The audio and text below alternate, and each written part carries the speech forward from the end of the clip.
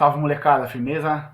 Tudo bem com vocês aí, né? Na medida do possível, né, meu? Porque a gente clausurado, né, cara? Assim, tendo que pensar essas novas possibilidades, essas novas alternativas, é um negócio realmente bastante complicado e desafiador. Mas, bem, tamo aí, né, cara? Quem tá na chuva tá pra se molhar. A gente tem que tocar a nossa vida, a gente tem que continuar o nosso currículo. Vocês não podem sair prejudicados nessa situação. E ainda bem que na maior crise, né, gente, que a gente está vivendo aí nos últimos 80 anos, para a gente ter uma ideia essa semana, eu estou gravando hoje, quarta-feira, à tarde, né, mas ontem as Olimpíadas foram adiadas, né, isso não acontecia, né, da Olimpíada não ocorrer num ano regular, desde a Segunda Guerra Mundial. Então, para vocês terem a noção, a ideia, a dimensão do problemão que a gente está vivendo, certo? Ainda bem que, né, depois de 80 anos, nós temos todas essas ferramentas aí para que a gente possa continuar as nossas aulas, né? Então, peguem aí vocês os seus materiais, né? Eu estou me lembrando aqui das meninas com suas canetas, né, com seus marca-textos de diferentes tonalidades e tudo mais. Gente, vamos lá, ataquem, certo? Acompanhem comigo aí pelo slide. Já mandei esses slides para vocês por e-mail, certo? Vocês podem acompanhar pelos slides e também pelo material de vocês, módulo 73, apostila 13, perfeito? Já me desculpando aí, gente, se vocês escutarem algum tipo de ruído, alguma coisa assim. Eu estou no meu escritório aqui em casa, né? Aqui atrás estão alguns dos meus livros. Aqui em cima está o lindo e maravilhoso Eric Clapton, certo? Aqui o álbum, o Journeyman. Fica aí a dica para que vocês escutem o Journeyman de 1989, perfeito? E se vocês escutarem algum ruído, alguma coisa assim, um vulto, o que é isso, Jeff? Pode ser ter sido a gata louca que passou aqui, tá bom? Então, vamos tocar, certo? É a primeira experiência para mim também aqui, tentando. Eu não sei se eu olho para a câmera, eu não sei se eu olho aqui, ó, para minha imagem, certo? Câmera, eu não sei, gente. Eu tô ainda me adaptando. Já gravei vídeo aula e tal, mas foi no estúdio, tudo mais, bonito, da hora, assim. Tô aqui, mas confiante de que a gente vai conseguir desenrolar isso da melhor maneira possível, perfeito? Vocês estão acompanhando aí os slides, então módulo 73 da apostila 13, perfeito?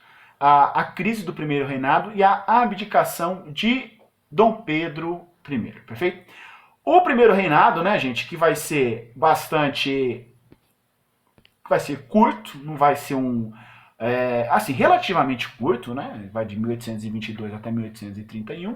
Dom Pedro I, né, o primeiro chefe de Estado do Brasil independente, ele fica no poder por 9 anos, né? Vamos lembrar do contexto de formação da nossa primeira Constituição, não é verdade?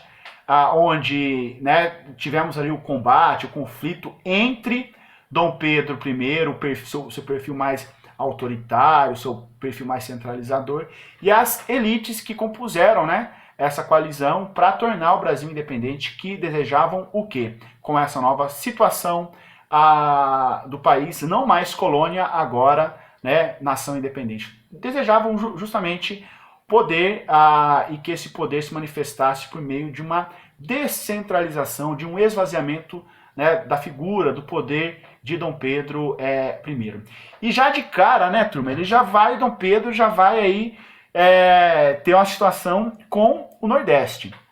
O Nordeste, que desde o período joanino, vamos lembrar lá da insurreição pernambucana, de 1817, o Nordeste que vai aí se colocar como né, um obstáculo, né, e uma pedra no sapato de Dom Pedro nesse primeiro momento aqui, e que vai ficar refletido nessa crise do primeiro reinado, na Confederação do Equador. Vocês podem observar aí, gente, né, eu tô usando o aplicativo aqui, ele tem umas ferramentas, pode ser que o negócio funcione, pode ser que não. Aqui, perfeito, ótimo, sensacional. Olha aqui, o Nordeste eu vou assinalar para vocês. Claro, não é toda essa região, mas é onde aqui no mapa está representado. Vocês sabem que é um celular muito bom de desenho, né, gente? Então, tento.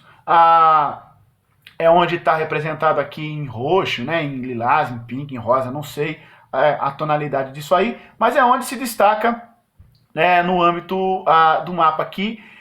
Observe, a gente pega muitos dos estados que hoje compõem a região do Nordeste, certo?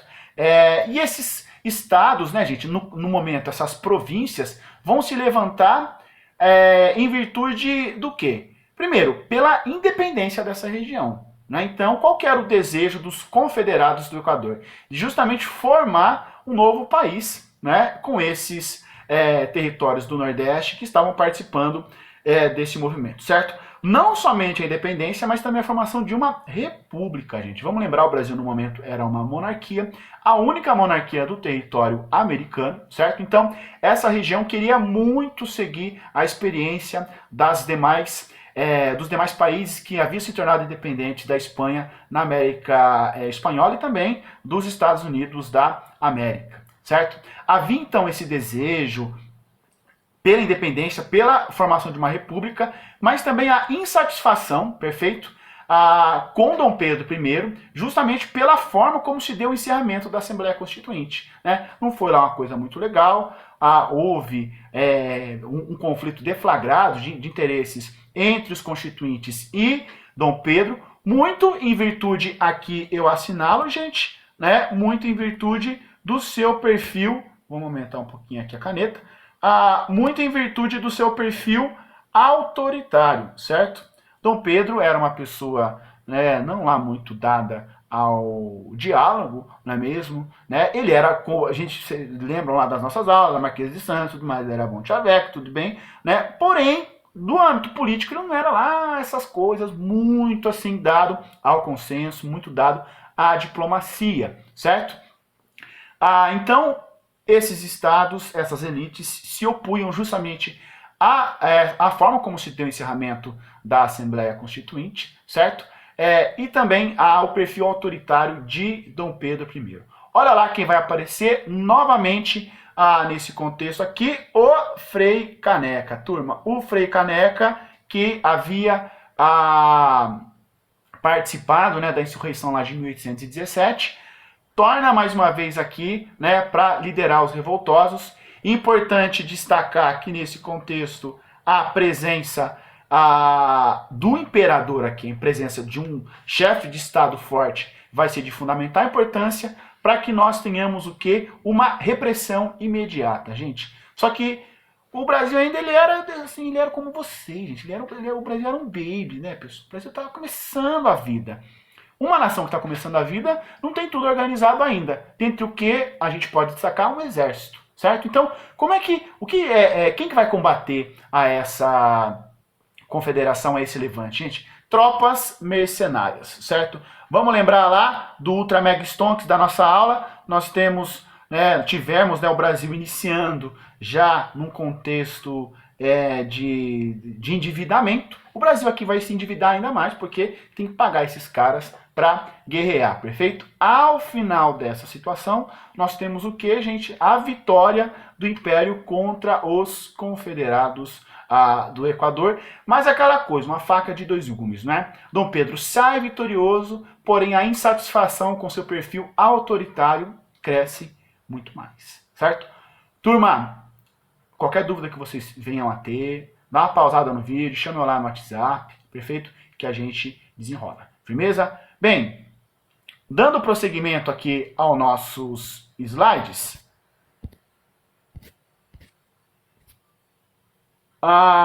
é importante também destacar que esse perfil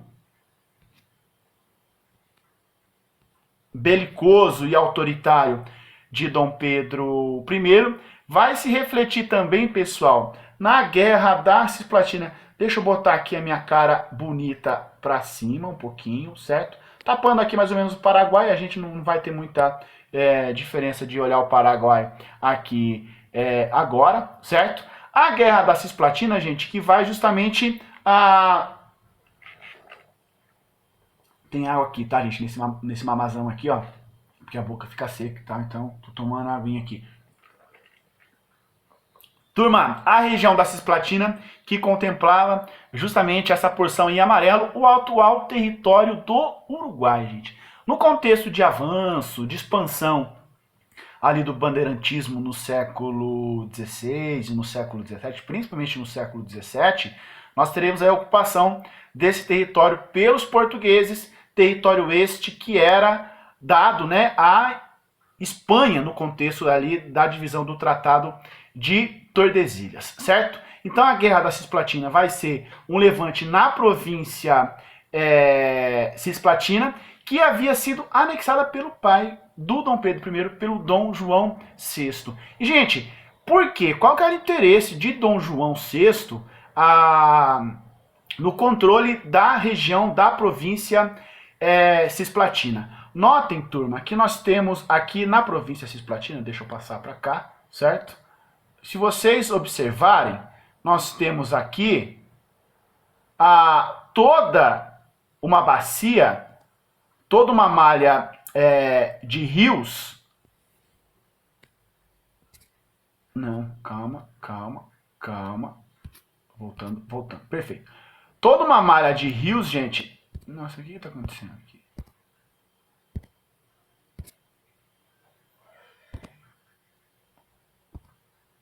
Ótimo.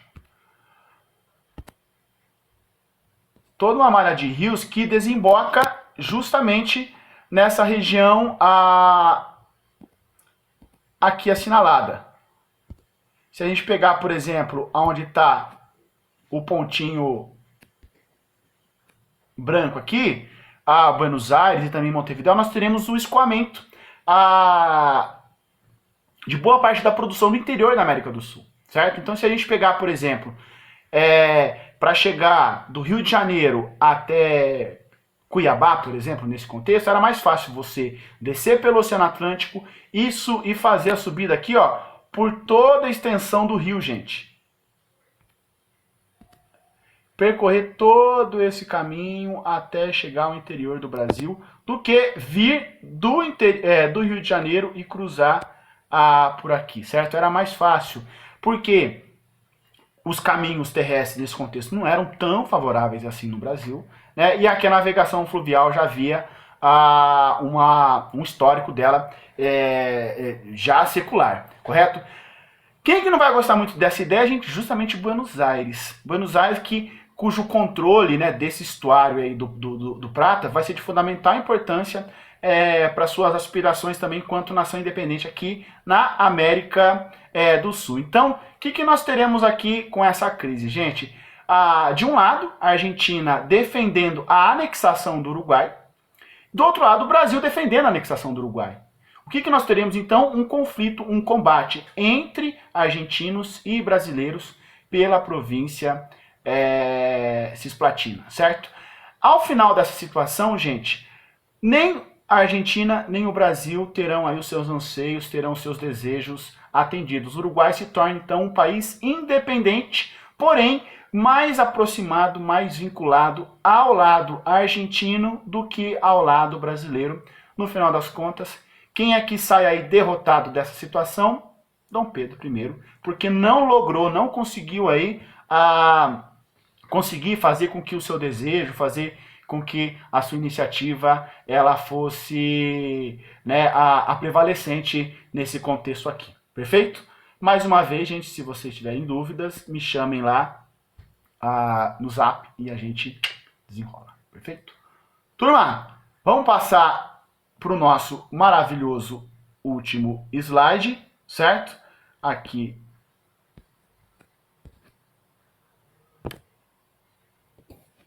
Não. Vamos lá. Perfeito.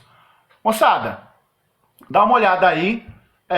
Do lado aqui nós temos, né, na imagem ao lado, Dom Pedro, uma ilustração, né, de Dom Pedro I com o baby Dom Pedro de Alcântara, né, o futuro imperador Dom Pedro II, certo?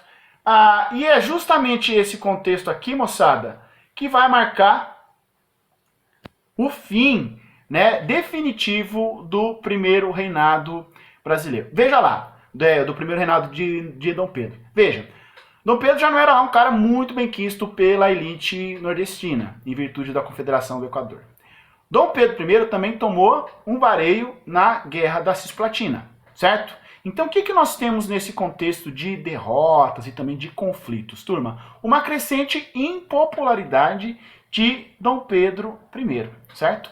Atrelado a essa crescente impopularidade, nós teremos também o que, senhoras e senhores? Nós teremos uma crise econômica, certo? Opa, desculpa aí, apareceu meu dedo, certo? Uma crise econômica provocada pelo quê? Provocada por gastos com guerras, gastos com conflitos. Vamos lembrar, né, gente? É importante destacar: guerra você não faz na mão, você não vai lá, joga mamona com estilingue, não, nada disso. Guerra você precisa mobilizar recursos, certo? E como é que o Estado consegue mobilizar recursos? Gente, um Estado ele consegue mobilizar recurso justamente cobrando imposto, certo? Ou buscando novas formas, né? Novas fontes de receita, perfeito? Então, o que, que a gente pode observar aqui enquanto problemático dessa situação? Essa crise econômica que vai impactar os cofres dessa nação, já bastante combalida, né, gente? Vamos lembrar, o Brasil se nasce, né, independente e já devendo, né, lá para a Inglaterra, né, a indenização que teve que pagar para os portugueses, para que tivesse a sua independência reconhecida, certo? Se isso não bastasse, se não bastasse essa crise econômica, a gente também vai ter o quê? Uma desconfiança. Vamos lembrar, gente, que Dom Pedro ele não era brasileiro. Dom Pedro ele era português, certo? E havia também uma desconfiança por parte de setores da elite brasileira quanto a essa herança portuguesa de Dom Pedro I. Em 1826, o Dom João VI, o pai dele, morreu lá em Portugal, certo? E quem seria o herdeiro, né, definitivo da coroa portuguesa? Dom Pedro I. Porém, um dispositivo da Constituição de 1824 dizia o seguinte: ó, o imperador não pode acumular duas coroas, justamente visando, né, aí dificultar um vínculo, um retorno, né, do Reino Unido de Portugal e do Brasil. Nesse caso, se Dom Pedro, né, quisesse, se ele desejasse assumir a coroa portuguesa, ele deveria abdicar do trono brasileiro, certo? Então ele começa a se envolver com a situação sucessória lá em Portugal, que vai envolver o seu irmão, Dom Miguel, e também a sua filha, Dona Maria, que se torna lá então, né, a princesa regente na ausência do rei, na ausência do herdeiro direto, certo? Vamos lembrar também, né, turma, que esse perfil centralizador, autoritário do Dom Pedro vai desagradar cada vez mais, não somente a elite escravocrata e tudo mais, mas também uma elite liberal, ilustrada, que começava a surgir, começava a se construir no Brasil, certo? Nesse momento, turma, a gente começa a observar o quê? A formação dos nossos primeiros diários, né, nas cidades maiores que tínhamos em nosso país, como o Rio de Janeiro e também como a cidade de São Paulo. Veja aí, ó, essa imprensa liberal vai ter aí como um dos principais representantes esse indivíduo chamado Líbero Badaró, certo? O Líbero Badaró, gente, que hoje, inclusive, né, dá nome a uma faculdade, a uma escola de comunicação lá em São Paulo, né, a Fundação Casper Líbero, em homenagem, né, também a esse indivíduo. E o Líbero Badaró, pessoal, ele vai ser assassinado, certo?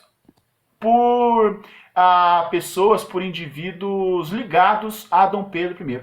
Nossa, Jeff, Dom Pedro I ele participou do assassinato? Ele programou? Não, certo? Quem que vai matar o Líbero Badaró? São pessoas apoiadoras, certo, de Dom Pedro I. Então, claro, nesse contexto você acaba fazendo vínculos, né, estabelecendo relações, mesmo que, como eu disse, a gente não consegue factualmente, documentalmente estabelecer, né, esse elo do assassinato do Líbero Badaró e a participação de Dom Pedro I. Ou seja, turma, nesse contexto, se chamassem o Dom Pedro para um churrasco, certo? Iam falar para ele levar, ó, Dom Pedro, leva linguiça, leva picanha, leva umas carnes boas, entendeu? Leva umas bebidas da hora e tudo mais. E iam chegar lá no churrasco, a gente ia empurrar o que lá no Dom Pedro? Ia empurrar osso, certo? Ia empurrar cerveja quente e empurrar uns Dolly citros nele lá, só ali, porque ninguém mais estava aturando Dom Pedro I, certo? Moçada, frente a essa situação, né, de desgaste político de Dom Pedro I e também frente às mudanças que a gente observa em Portugal nesse contexto, é que Dom Pedro ele decide por abdicar do trono em 7 de abril de 1831, certo? Abdicando do trono, ele vai para Portugal para assumir o trono português como Dom Pedro IV. Gente, na ausência do rei, quem é que assume? O herdeiro. Só que a Constituição de 1824 ela dizia o seguinte, que a maioridade do imperador seria alcançada somente com 21 anos. Aqui ele vai deixar o Pedrinho, gente. O Pedrinho tinha aí 5, 6 anos, certo? Então nós teríamos aí, em tese, um intervalo de 16 anos, onde Dom Pedro não poderia, Dom Pedro de Alcântara, Dom Pedro II, não poderia assumir o trono, certo? Quem é que ocuparia esse intervalo de 16 anos? Uma regência, certo? Essa regência vai ser assunto da nossa próxima aula. Gente, no próximo vídeo agora a gente vai justamente fazer os exercícios dessa aula. Dúvidas? Vem com o pai. Firmeza? É nóis!